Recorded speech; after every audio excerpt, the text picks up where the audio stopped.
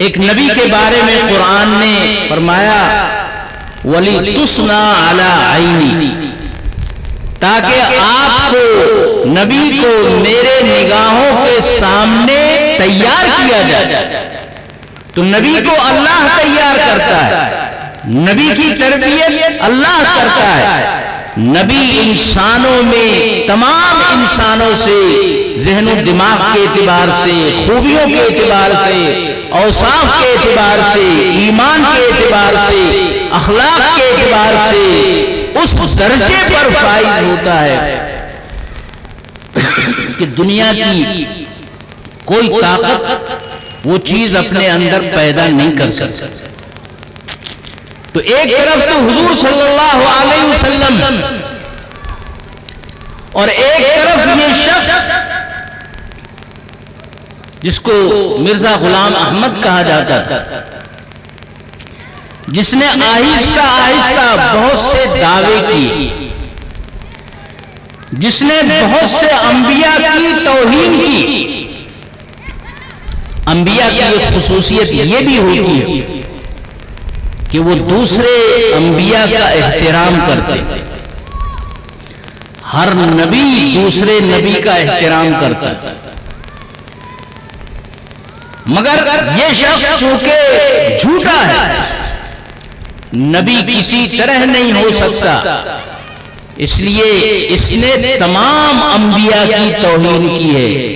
حضرت آدم علیہ السلام سے لے کر سرور عالم صلی اللہ علیہ وسلم تک، اور خود اللہ کی بھی توہین کی ہے۔ کبھی کہتا ہے میں آدم ہوں، کبھی کہتا ہے میں شیس ہوں، کبھی کہتا ہے میں نوح ہوں، کبھی کہتا ہے کہ میں عیسیٰ ہوں، کبھی کہتا ہے کہ میں عیسیٰ سے بہتر ہوں، کبھی کہتا ہے کہ ابن مریم کے ذکر کو چھوڑو اس سے بہتر غلام احمد، کبھی کہتا ہے کہ عیسیٰ اس سے بہتر یحییٰ تھے کیونکہ یحییٰ شراب نہیں پیتی تھی۔ مطلب یہ ہے کہ حضرت عیسیٰ العیاذ باللہ شراب پیتے تھے۔ کوئی نبی شراب نہیں پی سکتا، کوئی نبی کسی اجنبی عورت سے تیل اپنے سر پہ نہیں ملوا سکتا، نبی تو نبی کوئی شریف آدمی بھی نہیں کر سکتا، مگر یہ الزام لگا رہا ہے۔ کتنا بڑا الزام حضرت عیسیٰ پر ہے کہ العیاذ باللہ وہ شرابی تھے، اور ایسی عورت جو بدکار ہو اور بدکاری کی اجرت میں جو پیسے ملے ہوں وہ اس پیسے کا تیل لا کر عیسیٰ کے سر پہ بدن پہ ملتی تھی، اور اجنبی عورت ان کے ہاں آتی جاتی تھی۔ یہ ایک بڑا الزام ہے۔ تو حضرت عیسیٰ کی تو بہت توہین کی، حضور صلی اللہ علیہ وسلم کی بھی توہین کی، اور اللہ تبارک و تعالیٰ کی توہین کہتا ہے کہ اللہ میرے اندر اتر گیا، یعنی اللہ نے غلام احمد قادیانی کے اندر اپنے آپ کو اتار لیا ہے، یعنی وہ خود اللہ بن گیا ہے قادیانی۔ ایسی فضول باتیں، الٹی سیدھی باتیں، اور حال کیا تھا؟ لکھا ہے کہ وہ گھڑی جیب میں رکھتے تھے، پہلے لوگ چین میں باندھ کر جیب میں گھڑی رکھتے تھے، تو یہ بھی رکھتے تھے۔ اب ٹائم جب دیکھنا ہوتا تھا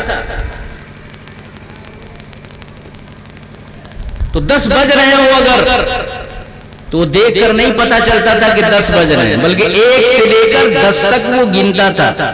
1 2 3 4 5 6 7 8 9 10 بھئی 10 بج گئے، اتنی دیر میں 10 بج گئے۔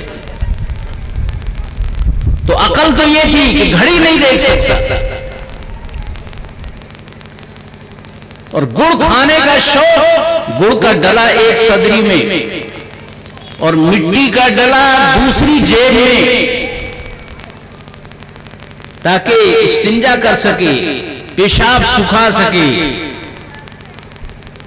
تو کبھی ہاتھ گڑ والا مٹی کے ڈلے کی طرف پہنچ جاتا اور نکال کے کھا لیتا، اور کبھی مٹی کے ڈلے والا جو ہاتھ ہے وہ ادھر پہنچ جاتا اور گڑ نکال کے اس سے استنجا کر لے، پیشاب سکھا لے.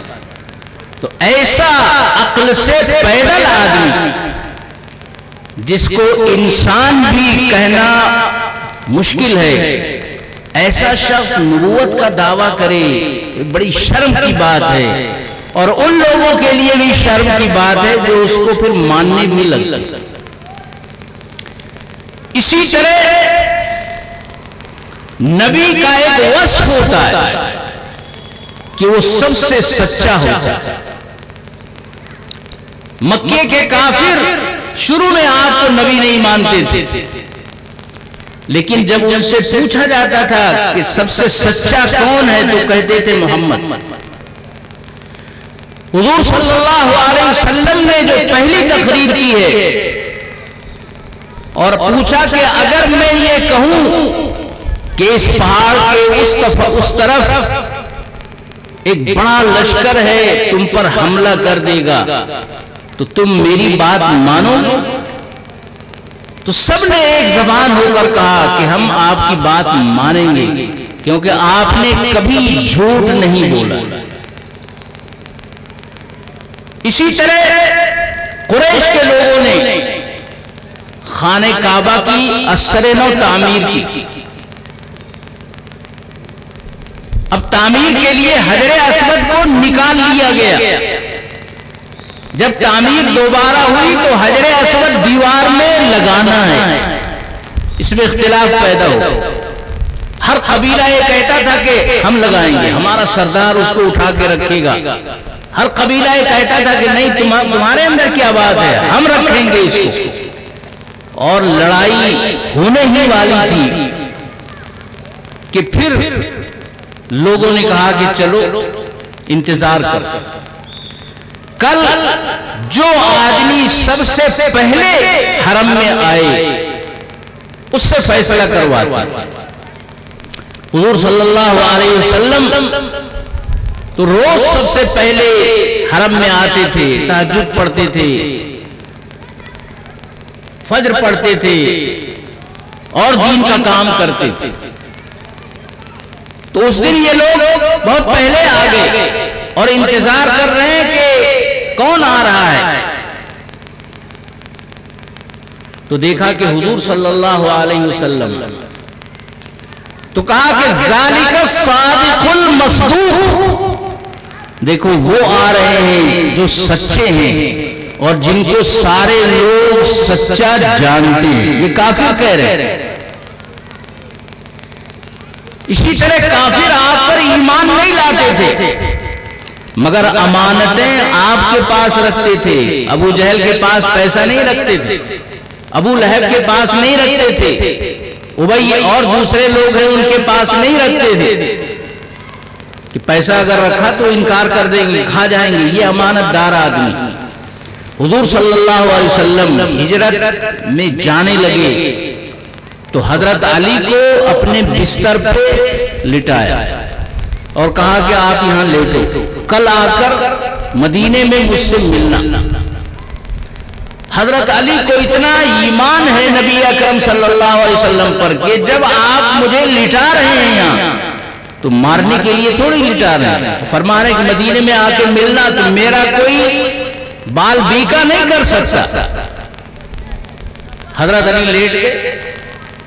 کافی باہر انتظار کرتے رہے کہ محمد نکلیں تو ماریں، مگر حضور تو ان کے سامنے سے نکل کر دور جا چکے. جب ان کو معلوم ہوا کہ محمد تو چلے گئے تب یہ اندر گھر میں گھسے. دیکھا حضرت علی ہیں. کہا اچھا تم کیوں ہو یہاں؟ تو انہوں نے کہا حضور نے مجھے ساری امانتیں دی ہیں، یہ فلاں کا روپیہ ہے، یہ فلاں کا سونا ہے، یہ فلاں کی چاندی ہے، یہ ساری امانتیں میں واپس کر دوں، پھر میں آپ کے ساتھ مدینے میں جا کر مل جاؤں. تو یہ امانت داری حضور صلی اللہ علیہ وسلم کی ہے، یہ صداقت ہے. نبی سے زیادہ کوئی سچا نہیں ہو سکتا، نبی سے زیادہ کوئی بااخلاق نہیں ہو سکتا. نبی اکرم صلی اللہ علیہ وسلم سے زیادہ کوئی امانت دار نہیں ہو سکتا، دیانت دار نہیں ہو سکتا۔ کبھی پوری زندگی حضور کی کوئی بات جھوٹی نہیں نکلی۔ جو آپ نے فرمایا، اگر کوئی پیشین گوئی کی کہ ایسا ہوگا، ویسا ہی ہوا۔ اور حدیث کی کتابوں میں کتاب الفتن، فتنوں کا بیان ایک عنوان ہے، قیامت تک جو بڑے بڑے فتنے آئیں گے۔ حضور صلی اللہ علیہ وسلم نے ان کی تفصیلات بیان کی، اور جو تفصیلات بیان کی ہیں ویسا ہی ہو رہا ہے، ویسا ہی ہوتا رہے گا۔ قیامت کی ان نشانیوں اور فتنوں میں یہ بات بھی حضور نے بیان فرمائی کہ 30 بڑے بڑے جھوٹے، یہ بھی قیامت کی بڑی نشانی ہے کہ 30 بڑے بڑے جھوٹے پیدا ہوں گے۔ ہر آدمی کہے گا کہ میں نبی ہوں، حالانکہ وہ نبی نہیں ہے، کیونکہ میں آخری نبی ہوں۔ تو نبی اکرم صلی اللہ علیہ وسلم کی یہ صداقت ہے، یہ امانت ہے، یہ دیانتداری ہے۔ اور یہ شخص جو اپنے کو نبی کہتا ہے، اس نے بھی اپنے کو سچا ثابت کرنے کے لیے کچھ چیزیں لوگوں سے بیان کی۔ ایک بات بھی ان میں سے سچی نہیں ہوئی۔ 10 20 سینکڑوں باتیں ان کی تفصیل کتابوں میں ہے،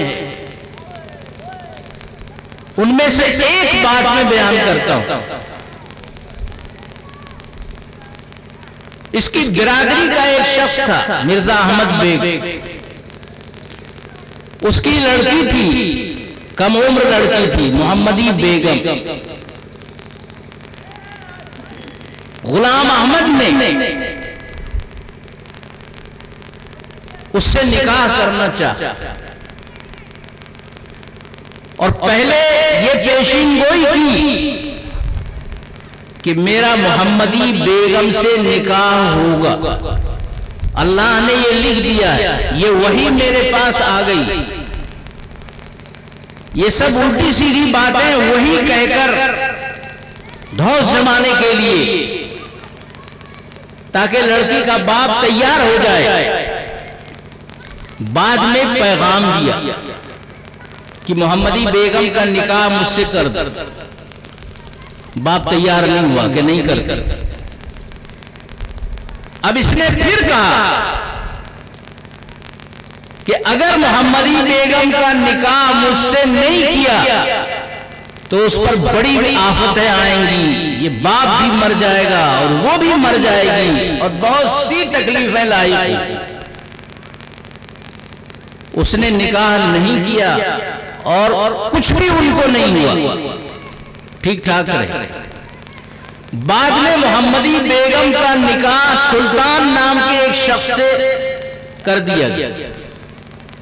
جب اس کو معلوم ہوا تو اس نے کہا کہ اگر نکاح ہو گیا تو نکاح ہونے کے 2-2.5 سال کے بعد جس سے نکاح ہوگا وہ بھی مر جائے گا، اور یہ جو محمدی بیگم ہے یہ بھی مر جائے گا۔ مگر نکاح ہو گیا، 2-2.5 سال 3 سال 4 سال 5 سال کا عرصہ بھی گزر گیا، نہ وہ سلطان نام کا آدمی مرا، نہ محمدی بیگم مری یا اس پر کوئی آفت آئی۔ پھر بھی یہ کہتا رہا، اللہ نے طے کر دیا کہ میرا اس سے نکاح ہوگا، لیکن وہ نکاح کسی طرح نہیں ہوا، اور لڑکی کا جو باپ تھا اس نے طے کر رکھا تھا کہ کچھ بھی ہو جائے اس کے ساتھ نکاح نہیں کرنا۔ پھر اس نے یہ کہا کہ اگر ابھی نہیں کرتے تو شوہر اس کا مرے گا، وہ بیوہ ہو جائے گی، بیوہ ہونے کے بعد میرے نکاح میں آئے گی۔ تو اس کی رال ٹپکتی رہی مگر ہوا کچھ نہیں۔ تو یہ ایک ایسا شخص ہے جو نہایت جھوٹا، نہایت بد زبان، نہایت بد اخلاق.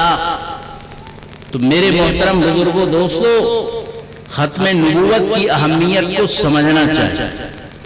یہاں جو مدرسہ سنگڑا ہے یا یہاں کے جو علماء ہیں ان سے جڑ کر رہیں. ہمارے اکابر نے بڑی قربانیاں دی ہیں. ان علماء سے، اکابر سے جڑیں گے تو ایمان بھی محفوظ رہے گا، عاقبت بھی سنورے گی، نبی اکرم صلی اللہ علیہ وسلم کی محبت بھی نصیب ہوگی. مولانا عطا اللہ شاہ بخاری کا ایک واقعہ میں نے جمعے میں بیان کیا تھا. ایک اور واقعہ ان کا لکھا ہے کہ ایک صاحب نے حضور کو خواب میں دیکھا. آپ کہیں کھڑے ہیں کسی کے انتظار میں. پوچھا حضرت یہاں کیسے کھڑے ہیں؟ تو کہا کہ فرمایا کہ میرا بیٹا عطا اللہ شاہ بخاری آنے والا ہے، میں اس کا انتظار کر رہا ہوں. انہوں نے بعد میں تحقیق کی تو معلوم ہوا کہ یہ وہی وقت تھا جس دن اور جس وقت حضرت عطا اللہ شاہ بخاری کا انتقال ہوا.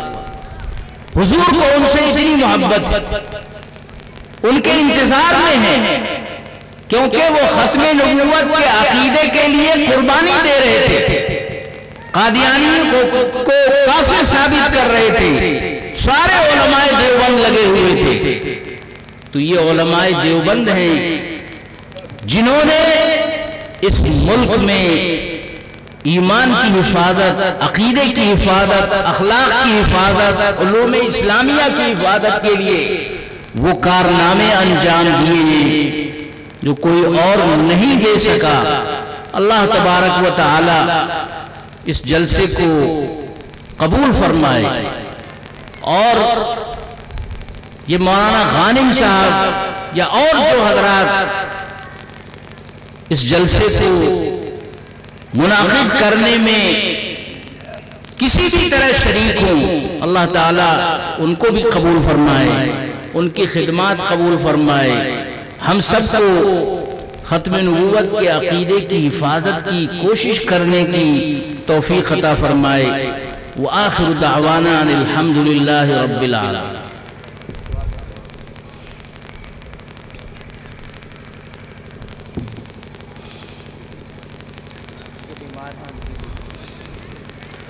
اللہم صلی علی سیدنا و مولانا محمد صلاة تنجینا بها من جميع الاحوال والآفات وتقضی لنا بها جميع الحاجات وَتُطَهِّرُنَا بِهَا مِن جَمِيعِ السَّيِّئَاتِ. اے اللہ اپنے فضل و کرم سے ہم سب کے گناہوں کو معاف فرما، ہمارے آبا و اجداد کی مغفرت فرما، اساتذہ اور مشائخ کے درجات بلند فرما. ہم میں جو بیمار ہیں انہیں شفاء کاملہ عطا فرما، جو پریشان حال ہیں ان کی پریشانی دور فرما، جو قرضدار ہیں غیب سے قرضے کی ادائیگی کی صورت پیدا فرما، جو بچے شادی کے بغیر یا بچیاں بیٹھی ہیں اے اللہ ان کے لیے مناسب رشتہ فراہم فرما. اے اللہ حاکموں کے شر اور فتنے سے ہم سب کی حفاظت فرما. اے اللہ تمام مسلمانوں میں اتحاد و اتفاق پیدا فرما، سب میں دین سے محبت پیدا فرما، نبی اکرم صلی اللہ علیہ وسلم سے محبت پیدا فرما. آپ کے ختم نبوت کے عقیدے پر ہم سب کو پختگی عطا فرما. اس کے لیے کام کرنے کی، قربانی دینے کی، جد و جہد کرنے کی اے اللہ توفیق عطا فرما. اے اللہ ہمارے مدرسوں کی حفاظت فرما، ہماری تعلیم گاہوں کی حفاظت فرما، ہمارے قبرستانوں کی حفاظت فرما، ہمارے تعلیمی اداروں کی دینی ہو یا دنیاوی حفاظت فرما. اے اللہ ہمارے گھروں میں دین پیدا فرما، ہماری بہو بیٹیوں میں دین پیدا فرما، ہمارے مردوں کی حفاظت فرما، خواتین کی حفاظت فرما، بچوں کی حفاظت فرما، سب میں دین پیدا فرما. اے اللہ دین پر استقامت نصیب فرما، دین سے محبت نصیب فرما، دین کے لیے قربانی دینے کی توفیق عطا فرما. اے اللہ عقیدہ ختم نبوت سے محبت پیدا فرما. اے اللہ تمام مسلمانوں میں دین پر قائم رہنے کی توفیق عطا فرما۔ اے اللہ جو حضرات لوگوں کے بہکاوے سے ادھر ادھر منتقل ہو گئے ہیں، اپنے کو گمراہ کر لیا ہے، اے اللہ ان کو ہدایت نصیب فرما۔ اے اللہ ان کو صراط مستقیم پر پھر لوٹ کر آنے کی توفیق عطا فرما۔ اے اللہ جو لوٹ آئے ہیں ان کو استقامت نصیب فرما، ان کو سچا اور پکا مومن بنا، نبی اکرم صلی اللہ علیہ وسلم کا سچا عاشق بنا۔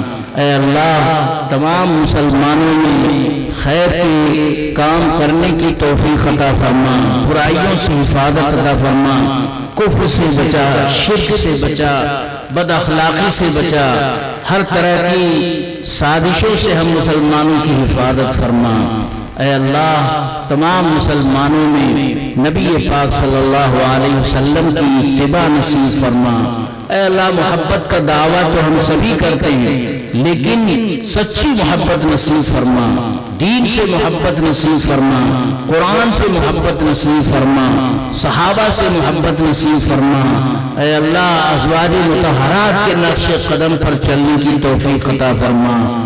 اے اللہ جن حضرات نے یہ اجلاس کیا ہے اور اس کو کامیاب بنانے میں لگے رہے ہیں، اے اللہ ان کے جائز مقاصد میں کامیابی عطا فرما، ان کو اس کا بہتر اجر اور صلہ عطا فرما۔ جن علماء کرام نے محنت کی ہے، جو ہمارے نوجوان بھائی ہیں جو اس میں لگے رہے ہیں، اے اللہ سب کو جزائے خیر عطا فرما۔ ہم سب کو سرکار دو عالم صلی اللہ علیہ وسلم کی شفاعت نصیب فرما۔ ہم سب کو نبی اکرم صلی اللہ علیہ